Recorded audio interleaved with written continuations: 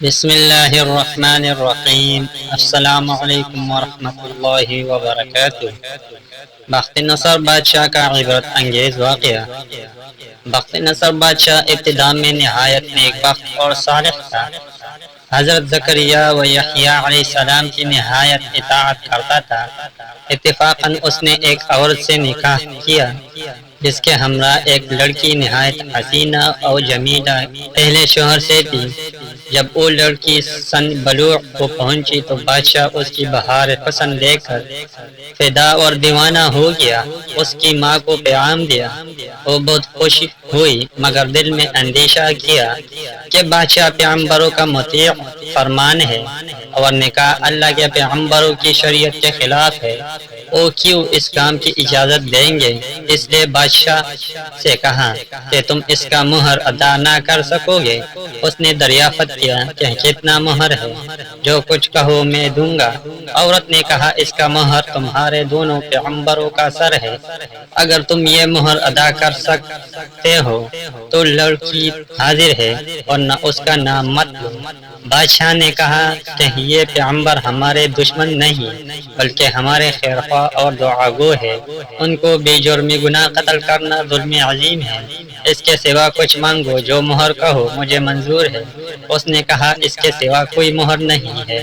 بادشاہ نے ہوائی نفسیانی سے مغلوب ہو کر فوج کو حکم دیا کہ دونوں بے گناہوں کا سر کاٹ لو۔ حکم کے مطابق سپاہیوں نے جا کر اول حضرت یحییٰ علیہ السلام کو بیت المقدس میں قتل کیا اور حضرت زکریا یہ حال لے کر جنگل کی طرف بھاگ نکلے۔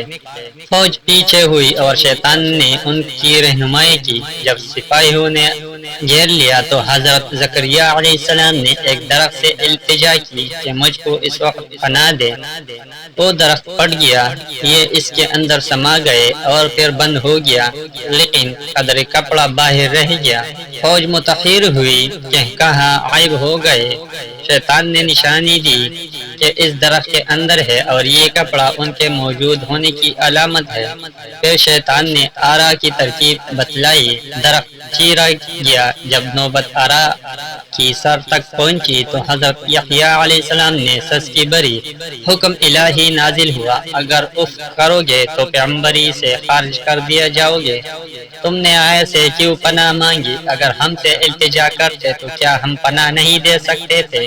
اب اس کا مزہ چکھو اور چپ سر پر آرا چلنے دو۔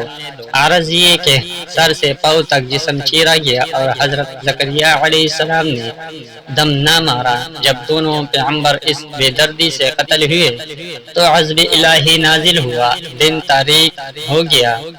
ایک بادشاہ فوج خونخوار لے کر چڑھا اور اس شہر کے باشندوں کو گرفتار کر لیا۔ حضرت یحییٰ علیہ السلام کا خون بند نہ ہوتا تھا، جب قبر میں رکھتے تھے تو قبر خون سے لبریز ہو جاتی تھی۔ بادشاہ کے لشکر نے قسم کھائی کہ جب تک خون بند نہ ہوگا میں قتل سے باز نہ رہوں گا۔ ہزارہ آدمی طیع کر دیے لیکن خون بند نہ ہوا۔ اس وقت ایک شخص حضرت یحییٰ علیہ السلام کی لاش پر آیا اور کہا کہ تم پیغمبر ہو یا ظالم؟ ایک خون کے بدلے میں 1000 آدمی قتل ہو چکے، اب کیا سارے جہان کو قتل کرواؤ گے؟ اتنا کہنا تھا کہ خون بند ہو گیا۔ جامع و دمشق میں حضرت یحییٰ علیہ السلام کی قبر ہے۔ عرض اس بیان سے یہ ہے کہ جب ایک نبی کو بھی اللہ تعالی نے بطور انبیاء کے آرائی سے چروا دیا تو ہمارے حیثیت کیا ہے؟ چنانچہ اس لیے اس واقعے سے سبق حاصل کرتے ہوئے ہمیں چاہیے کہ نہ تو کبھی کسی پر کوئی ظلم کرے اور نہ اللہ کے سوا کسی سے مدد مانگے۔ اللہ تعالی ہم سب کو عمل کرنے کی توفیق عطا فرمائے، آمین یا رب العالمین۔ ملتے ہیں اگلے ویڈیو میں، تب تک کے لیے اللہ حافظ۔